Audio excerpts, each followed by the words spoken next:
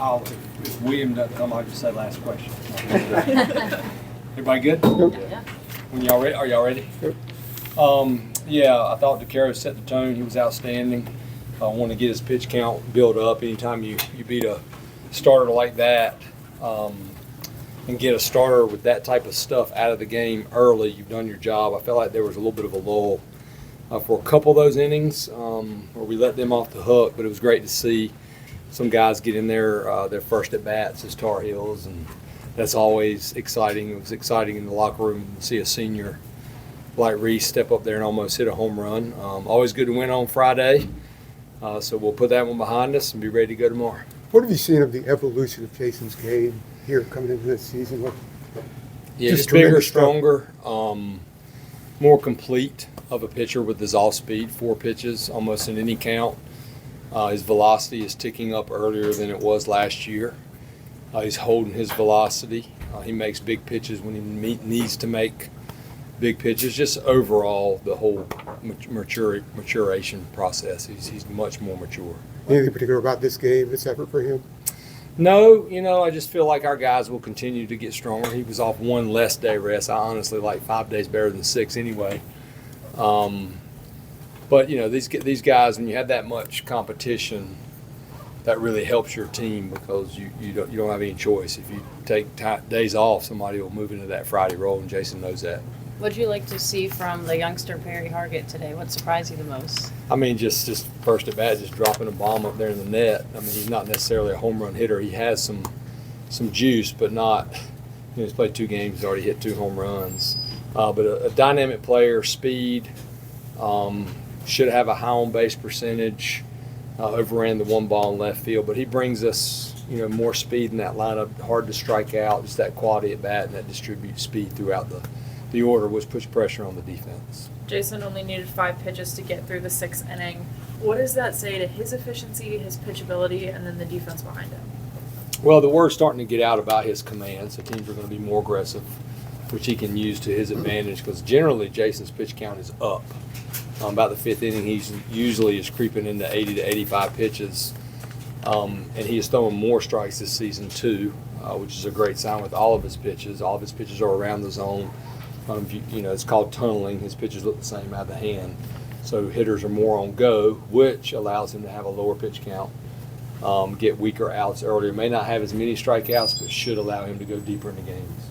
And then I know you were teasing lineup changes for us earlier. Were these the lineup changes you were talking about? Yeah, we've been talking about, or I've been thinking in my head, wanting to get Luke in the 2-hole. I just feel like Kepley's such a dynamic player that his on base percentage is going to be so high, and he's going to get to second base pretty quick, and there's a really good chance with Luke's power he's going to get him in, and wanted him to get as many at-bats as possible and wanted a little more distribution right-left like we talk about if possible.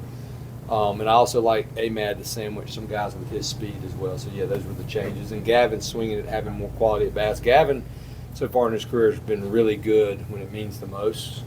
And you want that, obviously, in your top 5 hitters. I want to ask about the voice behind the pitch comm this season and how that came about. Yeah, we were just talking. We always joke about, like, who do you want? Who do we want on the pitch comm? And Coach Gaines said we should ask Coach Williams, and I was like, well, he'll 100% do it. And I was talking to him about some of the first pitch banquet, and I told him about Coach Gaines' idea, and then he had Coach Gaines and Carter Hicks go meet him over in his office, and they knocked it out. So I keep a pitch comm, which I love in my hat, so it's every pitch is Coach Williams, which is really cool. So how many pitches what did you record him saying? Every pitch that we can throw. So it's how many? Everything we can do possibly. The bunt defenses, pitches, you name it. It is Hall of Fame coach. Coach, I can't call him Roy Williams, but everybody else does. Coach Williams. It's his voice on every one of them. No dadgum curves? No, we didn't. He might say something in there every now and then. We'll keep that a secret. Stokely seemed to be stretching pickoffs. The defense was really making him work. How important is it to have him and his ability there at first? Yeah, he's as good a first baseman defensively as we've had here. As big as Stoke is, he moves well. He's ultra athletic, and that makes your defense know that they can hurry a throw. They can backhand a ball and not be afraid to hop it on one hop. So that's first base is a very underrated position. But if you don't have somebody good over there, your whole defense suffers. And then Alex's defense, that relay throw to throw the guy out at home. I mean, Colby was a fantastic shortstop last year. Yeah. Makes you think what was keeping Alex back. He's been so good there. What have you seen from him? I mean, they're both. Kobe Wilkerson, Madera is as good a shortstop as you can find defensively. Quick releases, unbelievable on. We had them both out there last year, so we have one count on each side. But we work on that play. It's a tandem relay. We want to get the ball in Madera's hand if at all possible because he's got that true backspin. He gets the ball out of his hand so fast. I wasn't surprised to see it executed like that because we see it in practice all the time. We talk about the run rule a lot, but being able to get all these guys in hitting is the reason you don't do it right. Yeah, we didn't. The umpires asked us, and I just said no today. A quick follow-up. Is it Luke that's pressing the buttons, or is it somebody in the dugout on the pitch column? Coach Gaines calls the pitches. Okay, thank you. Luke can press them too, but Coach Gaines calls most of them.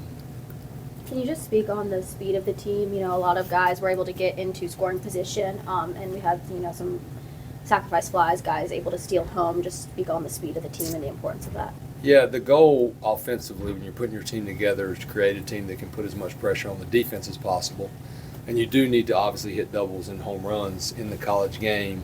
But if you can combine both, that's a tough deal, especially if you get a hit by pitch and that guy can steal second base and you're trying to manufacture a run. So I feel like we have speed distributed throughout the lineup. And on this team, there are no true, real, really, really slow guys. Even Steve, for a catcher, moves pretty good for his size. Dye, not as much, but we can put 5 or 6 guys in there that can steal a base at any time, and 3 that can get up in that 20-plus range.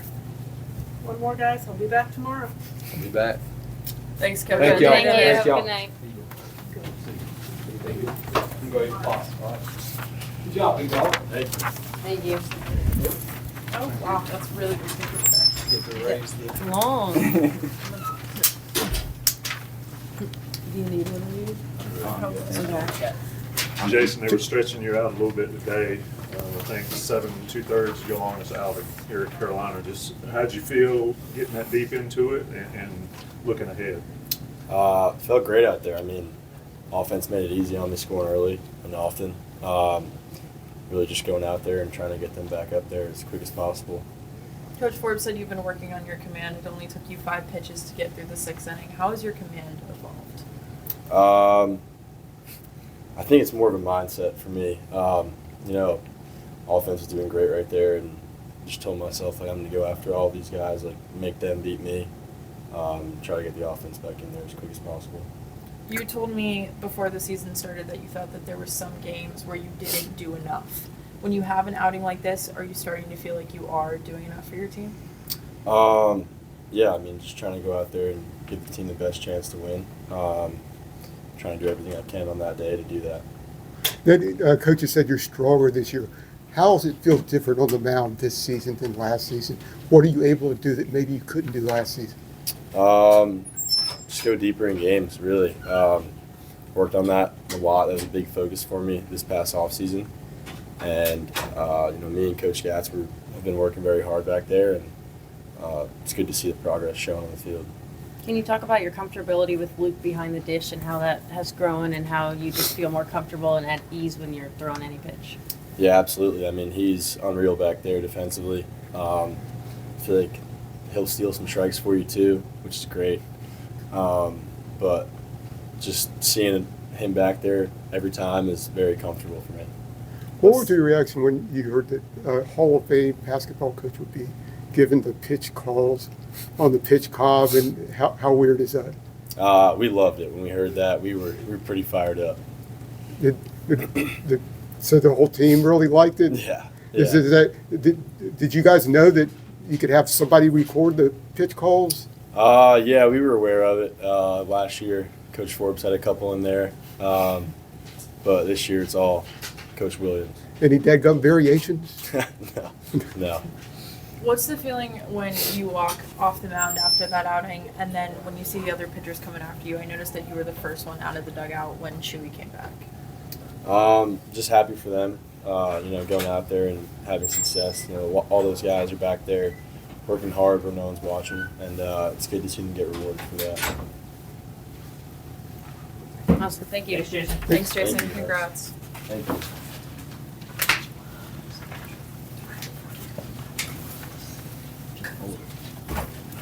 What? I was just asking if you could just hold it. Never mind. I'll get to the video later. Kane, I got some first question. How have you worked / evolved on your slide? Because it very much looks like a Trey Turner slide. I mean, I don't really think about it that much. I've been doing it for a long time. So, yeah, I don't know if it's evolved any. I've just been doing it for a while. So, it works. So, I just do it every time, I guess. I think your OBP is the highest on the team, and your OPS is definitely getting up there. What do you kind of see as your mindset when you go up as the table setter?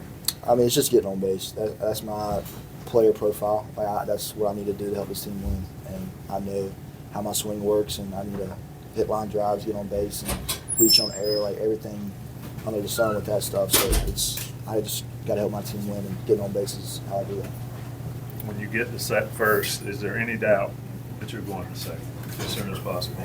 I mean, there's doubt sometimes because some guys are quick to the plate, and me and Coach Jackson got to work hard with getting that bag. But yeah, I'm on go all the time. I got the green light over there. I was going to say, so you have your own green light. Yeah, I mean, I'm trying to get the bag every single time, and it depends on the pitcher and catcher and stuff. So I guess there's a little bit of doubt with that, but yeah, I'm whatever time Coach Jackson gives me, and I'm going off of that, and I'm trying to get the second, help my team win. Does it feel kind of familiar that Coach Jackson is the one with you on first base? Actually, no, he was a third base coach at Liberty, so I like him at first because he's talking to me. He's telling me the stuff I need to know, and it works out really well because we have a really good relationship over there, and he tells me exactly what I need to know about the pitcher and how to get to second. So I like it a lot. Do you think he knows you're going to steal before you steal? I usually tell him, yeah. So yeah, he tells me we're hot here and I want to get going. So yeah, me and him are really good over there. Having him and a couple other guys here, has it made your sort of transition to Carolina from Liberty easier? I mean, obviously it's still ball, but having people you know and familiar with. It's definitely been easier because of that. I mean, the stuff that Coach Jackson taught over at Liberty was the stuff he got here before he got there. So I walk into the locker room and all the quotes and stuff is the same stuff he was saying. I'm like, I can't believe that. So seeing all that stuff and the coaching styles being so similar with him and Coach Forbes, it's been such a blessing to have over here, and it's been so much fun getting to play with these guys and getting to know them and stuff. Yeah. Can you talk about what you enjoy about getting to play behind Jason DeCaro, just how you've seen him continue to grow in the last couple of games, just in this early part of the season? He makes it easy. I mean, when he's throwing that ball and he's getting a lot of ride on that fastball, getting swinging misses and stuff, and it makes my job easier. And I know he's going to keep it hit slow and get us back in the dugout so we can swing it. So, man, he's awesome. I love when he's on the mound. Offensively, not kind of going off that question, offensively, what is it like to have him on the mound and then you guys go up and you don't really exactly have to worry about Stony Brook scoring 4 runs in an inning? Yeah, I mean, we can manufacture runs. We can get 1 or 2 and we feel all right with him on the mound. So, I mean, that's a blessing. It's like our offense is freed up when he's on the mound. So we get a small lead. We know we're in control of this game, and then that's when we build on it like we did tonight. So Jay, he's been so good the first 3 starts, and hoping to continue. Does that, when you guys have that lead, does that help you guys kind of snowball and build momentum, or do you think sometimes you guys kind of relax? No, it's definitely momentum, the momentum gaining, and we were getting guys on base, and in the kind of middle ends we kind of didn't score any, but we were getting guys on base. We just didn't come up in the right spot. But I mean, yeah, when he's on the mound and he's throwing, he's getting us off the field real quick. It's the momentum's on our side, and it carries over to the bat some. So. Coach Forbes moved Gavin up. Obviously, he did not have maybe the best start to his season, but clearly did tonight with 3 RBIs. How have you seen him kind of just improve and settle in this season? I mean, he was so consistent with everything he did. He didn't change one thing. He was just, it's all mindset up there.